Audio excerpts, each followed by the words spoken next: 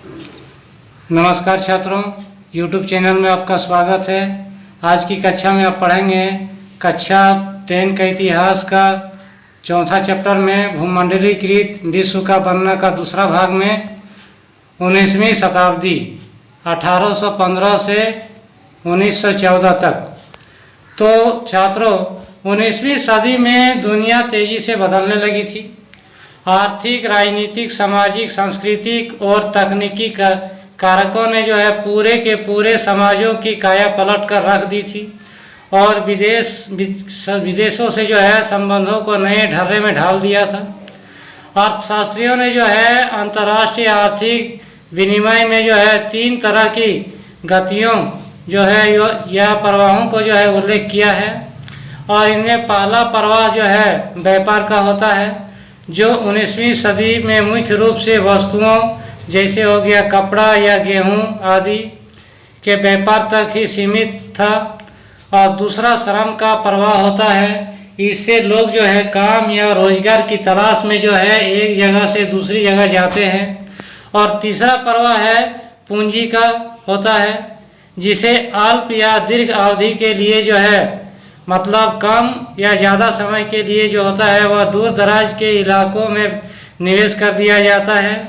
तो ये तीनों तरह के प्रवाह एक दूसरे से जुड़े हुए थे और लोगों के जीवन को जो है प्रभावित करते थे। कभी कभी जो है इन कारकों के बीच जो है मौजूद संबंध टूट भी जाते थे और उदाहरण के लिए जो है वह वस्तुओं या पूंजी की आवाजाही के मुकाबले श्रमिकों की जो है आवाजाही पर जो है प्रायः ज़्यादा शर्तें और बंदिशें भी लगाई जाती थी। फिर भी जो है यदि हम इन तीनों प्रवाहों का एक साथ अध्ययन करें तो 19वीं सदी की विश्व अर्थव्यवस्था को ज़्यादा अच्छी तरह से समझ सकते हैं। तो आइए 2.1 में दिया गया है विश्व अर्थव्यवस्था का उदय। तो इसमें अर्थव्यवस्था के बारे में जानेंगे कि इस विषय को समझने के लिए जो है सबसे पहले औद्योगिक यूरोप में खाद्य उत्पादन और उपभोग के बदले रुझानों पर विचार करेंगे तो बेहतर होगा। तो सामान्य रूप से जो है सभी देश भोजन के मामले में आत्मनिर्भर होने का प्रयास करते रहे हैं, लेकिन 19वीं सदी के ब्रिटेन की बात अलग थी।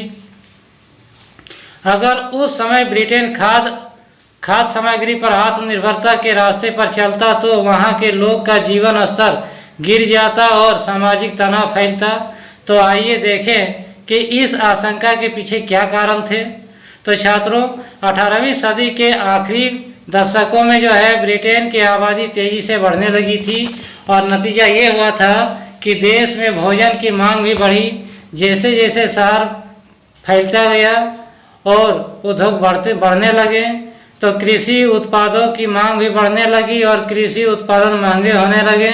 और दूसरी तरफ जो है बड़े भूस्वामियों के जो है दबाव में सरकार ने मक्का के आयात पर जो है पाबंदी लगा दी थी, जिस पर जो कानूनों के सहारे सरकार ने जो है यह पाबंदी लागू की थी, जिन्हें कॉर्न लॉ कहा जाता है। तो छात्रों, इस अध्याय के चैप्टर से क्वेश्चन आएगा कॉर्न लॉ क्या है। तो कॉर्न लॉ का यही आंसर होगा कि जो है मक्का के आयात पर जो है पाबंदी लगा दिया गया था और इस पर जो है टैक्स लगा दिया गया था, जिसे नाम दिया गया था कॉर्न लॉ। तो खाद्य पदार्थों की ऊंची कीमतों से परेशान होकर उद्योगपतियों और शहरी बंदिशों ने जो है सरकार को मजबूर कर दिया कि वह कॉर्न लॉ को जो है फौरन समाप्त कर दे। जो एक नया कानून बनाया गया था, मक्का पर टैक्स लगा दिया गया था और कॉर्न लॉ के निरस्त हो जाने के बाद, कॉर्न लॉ कानून समाप्त हो जाने के बाद बहुत कम कीमत पर जो है खाद्य पदार्थों का आयात किया जाने लगा और आयातित खाद्य पदार्थों की लागत ब्रिटेन में पैदा होने लगे और इस तरफ ब्रिटेन में पैदा होने वाले खाद्य पदार्थ से भी जो है कम थी। इसका नतीजा ये होता है कि ब्रिटिश किसानों की हालत बिगड़ने लगी, क्योंकि ये आयातित माल की कीमत का मुकाबला नहीं कर सकते थे और विशाल भूभागों पर जो खेती बंद हो गई थी।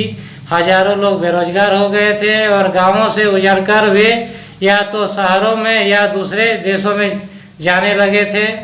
तो छात्रों, इस तरह का जो है ये देखिए एक चित्र में दिखाया गया है, दूसरे देश जाते हुए लोगों को दिखाया गया है जो पानी के जहाज में जो है सवार हो रहे हैं। ये देखिए इस चित्र में दिखाया गया है, ये लोग जो है ये जलपोत में जो है सवार हो रहे हैं और ये लोग जो है अमेरिका के लिए जो है रवाना हो रहे हैं अप्रवासी लोग। इसका चित्र बनाया गया है एम.डब्ल्यू. रिडले ने 1869 ईस्वी में। तो इस प्रकार जो है यूरोपीय देश के लोग जो है दूसरे देश जो है भोजन की कमी की वजह से जो है या काम की तलाश में जो दूसरे देश जाने लगे। और जब खाद्य पदार्थों की कीमतों में गिरावट आई तो ब्रिटेन में उपभोग का स्तर भी बढ़ गया। और 19वीं सदी के मध्य से जो ब्रिटेन की औद्योगिक प्रगति काफ़ी तेज रही, जिससे लोगों की आय में वृद्धि हुई और इससे लोगों की ज़रूरतें जो है बढ़ गई और खाद्य पदार्थों का और भी ज़्यादा मात्रा में आयात होने लगा। और पूर्वी यूरोप, रूस, अमेरिका और ऑस्ट्रेलिया दुनिया के हर हिस्से में जो है ब्रिटेन का पेट भरने के लिए जो है ज़मीनों को साफ करके खेती किए जाने लगे। और ब्रिटेन को जो है अर्थात इंग्लैंड को अनाज भेजने लगे। तो इस प्रकार खेती के लिए ज़मीन को साफ कर देना ही काफ़ी नहीं था, बल्कि खेतीहर इलाकों को जो है बंदरगाहों से जोड़ने के लिए रेलवे की भी जो है ज़रूरत थी। इस प्रकार रेलवे लाइन भी जो बिछाना शुरू कर दिया गया था। तो ज़्यादा तादाद में माल ढुलाई के लिए नई गोदियाँ बनाना और पुरानी गोदियों को जो है फैलाना जरूरी था। और नई ज़मीनों पर खेती करने के लिए जो है यह आवश्यक था कि दूसरे इलाकों के लोग वहां आकर बसे, और यानी नए घर बनाना और नई बस्तियां बसाना भी जरूरी था। तो इन सारे कामों के लिए जो है पूंजी और श्रम की जरूरत थी।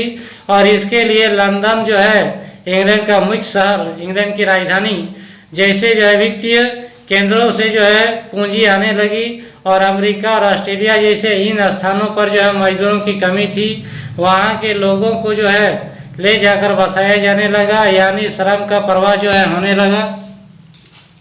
तो छात्रों, इस प्रकार 19वीं सदी में यूरोप के लगभग 500 करोड़ लोग जो है अमेरिका और ऑस्ट्रेलिया में जाकर बस गया, यूरोप देश के लोग। और इस तरह माना जाता है कि पूरी दुनिया में लगभग 15 करोड़ लोग बेहतर भविष्य की चाह में अपने घर बार छोड़कर दूर दूर के देशों में जाकर काम करने लगे थे। तो छात्रों, ये दिखाया गया है एक चित्र में, इस चित्र में दिखाया गया है कि जहाज पर चढ़ने का इंतजार कर रहे हैं आयरिश अप्रवासी लोग। इसका चित्र जो है बनाया था माइकल फिट्ज जेराल्ड ने 1874 ईस्वी में। तो इस प्रकार लोग जो अप्रवासी हो गए, दूसरे देशों में जाकर बसने लगे। और इस प्रकार 1890 तक जो है एक वैश्विक कृषि अर्थव्यवस्था सामने आ चुकी थी। और इस घटनाक्रम के साथ ही श्रम विस्थापन जो रुझानों में पूंजी प्रवाह, पारिस्थितिकी और तकनीकी में गहरे बदलाव आ चुके थे। और अब जो है लोग भोजन की किसी आसपास के गांव या कस्बे से नहीं बल्कि हजारों मील दूर से आने लगा था। और अब अपने खेतों पर जो खुद काम करने वाले किसान ही खाद्य पदार्थ पैदा नहीं कर रहे थे। अब यह काम ऐसे औद्योगिक मजदूर करने लगे थे जो संभवतः हाल ही में वहां आए थे और ऐसे खेतों में काम कर रहे थे जहां महज के तौर पर एक पीढ़ी पहले संभवतः ठेठ जंगल रहे होंगे। उन्हें साफ करके जो है खेत में परिवर्तित कर दिया।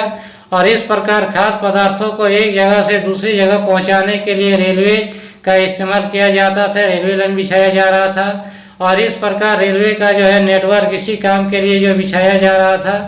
और इस प्रकार पानी के जहाज़ों से दूसरे देशों में पहुंचाया जाता था। और इन जहाज़ों पर दक्षिण यूरोप, एशिया, अफ्रीका और कैरिबियाई द्वीप समूह के मजदूरों से जो है बहुत कम वेतन पर काम करवाया जाता था और बहुत छोटे पैमाने पर ही जो है सही था। लेकिन इसी तरह के नाटकीय बदलाव हम अपने यहाँ पंजाब में भी देख सकते हैं। यहाँ ब्रिटिश भारतीय सरकार ने जो है अर्ध रेगिस्तानी परती जमीन को जो है उपजाऊ बनाने के लिए जो है नहरों का जो है जाल बिछा दिया था ताकि जो है निर्यात के लिए गेहूं और कपास की खेती की जा सके। और नई नहरों की सिंचाई वाले इलाकों में जो है पंजाब के अन्य स्थानों के लोगों को लाकर बसाया गया और उनकी बस्तियों को जो है केनाल कनौली नहर बस्ती कहा जाता था। तो इस प्रकार भोजन तो सिर्फ एक मात्र उदाहरण है और कुछ ऐसी ही कहानी कपास की भी रही है जिसकी दुनिया भर में बड़े पैमाने पर खेती की जाने लगी थी। ताकि ब्रिटिश कपड़ा मिलों की मांग को पूरा किया जा सके। और रबड़ की कहानी भी इससे अलग नहीं है। विभिन्न चीज़ों के उत्पादन में विभिन्न इलाकों में जो है इतनी महारत हासिल कर ली थी कि 1820 से लेकर 1914 के बीच में विश्व व्यापार में जो है 25 से 40 गुना वृद्धि हो चुकी थी। और इस व्यापार में जो है लगभग 60% हिस्सा जो है प्राथमिक उत्पादों यानी गेहूं और कपास जैसी कृषि उत्पादों तथा कोयले जैसे खनिज पदार्थों का भी हो रहा था। तो छात्रों, अब हम आते हैं तकनीकी की भूमिका। अब तकनीकी इसमें क्या काम किया देखते हैं। तो इस घटनाक्रम में तकनीक की भी क्या भूमिका रही। तो रेलवे, भाप के जहाज, टेलीग्राफ, ये सब तकनीकी बदलाव बहुत महत्वपूर्ण रहे। उनके बिना जो 19वीं सदी में आई परिवर्तनों की कल्पना भी नहीं की जा सकती थी। इस प्रकार तकनीकी प्रगति अक्सर चौतरफा चारों तरफ से सामाजिक, राजनीतिक और आर्थिक कारकों का जो है परिणाम भी होती है। और उदाहरण के लिए औपनिवेशीकरण के कारण यातायात और परिवहन साधनों में भी जो भारी सुधार किए गए। तेज चलने वाली रेलगाड़ियां भी बनी, बोगियों का जो है भर काम भी किया गया। जलपोत का भी आकार बढ़ा दिया गया, जिससे किसी भी उत्पाद को जो खेतों से दूर दूर के बाजारों में जो है कम लागत पर और ज़्यादा आसानी से पहुंचाया जा सके। और इस प्रकार जो है मांस उत्पादों के व्यापार में भी जो इस प्रक्रिया का जो अच्छा अंदाजा मिलता है। छात्रों, ये देखिए मांस का किल्लत हो रहा था यूरोपीय देशों में, जिसमें जो है मवेशियों को जो है पानी के जहाज में जो है लाद कर लिया दूसरे देश पहुंचाया जा रहा था, यूरोप देश। तो इस प्रकार 1870 के दशक में जो है अमेरिका से यूरोप को मांस का निर्यात नहीं किया जा सकता था। उस समय केवल जिंदा जानवर ही जो है भेजे जाते थे, जिसे जो है यूरोप से ले जाकर ही काटा जाता था। लेकिन जिंदा जानवर बहुत ज़्यादा जगह घेरते थे और बहुत सारे तो लंबे सफ़र में मर भी जाते थे या बीमार भी पड़ जाते थे। और बहुत से जानवरों का जो है वजन भी कम हो जाता था, वे जो है खाने के लायक भी नहीं रह जाते थे। और इसी वजह से मांस खाना महंगा सौदा हो गया था।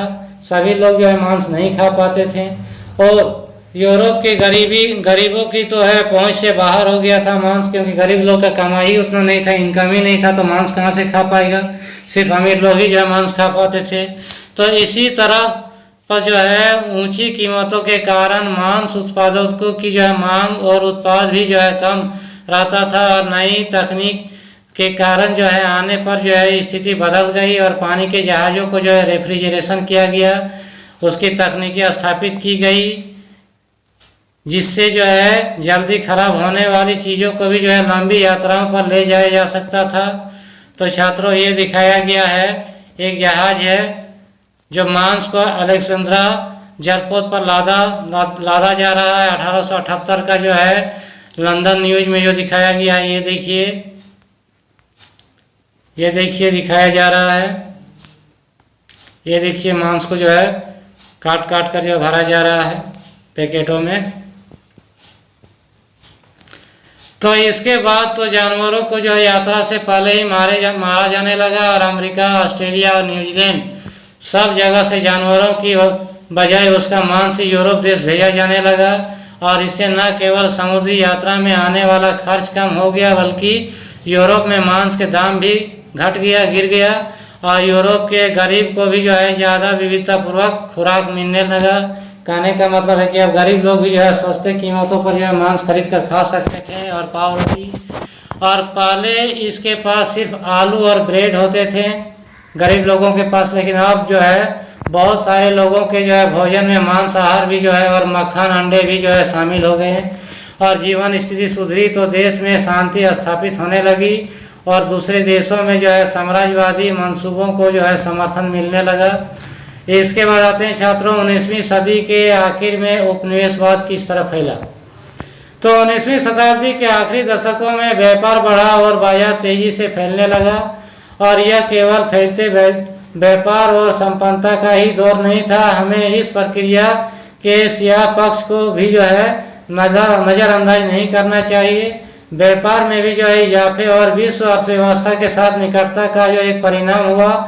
हुआ कि दुनिया के बहुत सारे भागों में स्वतंत्रता और आजीविका के साधन छीनने लगे और 19वीं सदी के आखिरी दशकों में जो है यूरोप की विजयों से बहुत सारे कष्टदायक आर्थिक, सामाजिक और पारिस्थितिक परिवर्तन जो है आए और औपनिवेशिक समाजों को जो है विश्व अर्थव्यवस्था में जो है समाहित भी कर लिया गया।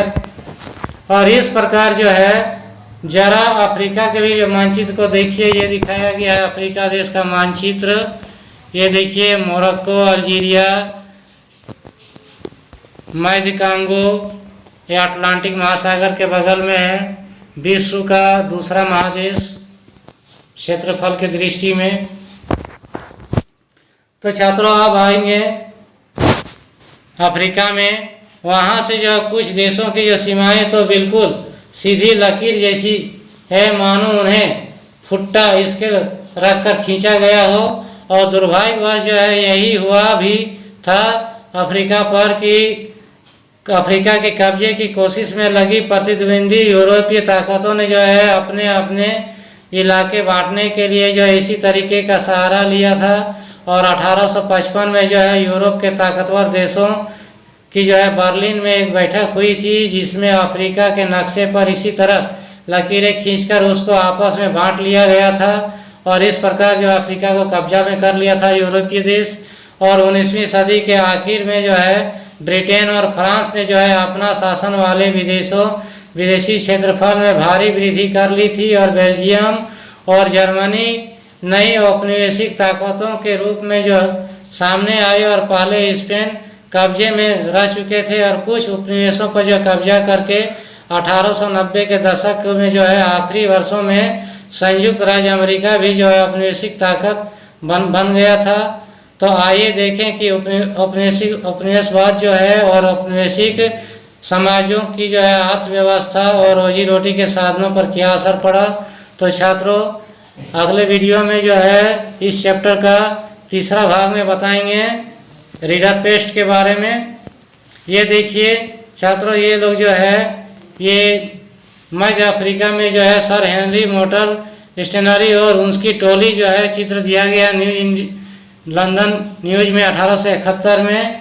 इसमें जो है दिखाया गया है मजदूरों को जो स्टेनली एक पत्रकार और खोजी थी जो हेलैंड में जो है उन्हें कई साल पहले अफ्रीका का जो है लिविस नामक मिशनरी की खोज करने के लिए भेजा गया था। और उस जमाने में अन्य यूरोपीय और अमेरिकी जो है अन्वेषकों की भांति जो है स्टेनली भी हथियारों से लैस होकर गए थे और उन्होंने वहां जाकर स्थानीय शिकारियों, योद्धाओं और मजदूरों को जो इकट्ठा किया और स्थानीय कबीलों के साथ लड़ाई लड़ी और अफ्रीकी भूदृश्य की पड़ताल की और विभिन्न इलाकों के जो है नक्शे बनाए गए। और बाद में इन खोजों और अन्वेषकों में जो अफ्रीका की को जो जीतने में मदद मिली। और ऐसे भौगोलिक अन्वेषक जो वैज्ञानिक जानकारी इकट्ठी करने के सामान्य इच्छा से प्रेरित नहीं होते हैं और उसका यह साम्राज्यवादी योजना में जो सीधा संबंध होता था। तो छात्रों अगले वीडियो में जो है इस चैप्टर का जो है तीसरा भाग लेके आएंगे। अगर मेरा वीडियो आप लोग को अच्छा लगा हो तो सब्सक्राइब कीजिएगा। धन्यवाद।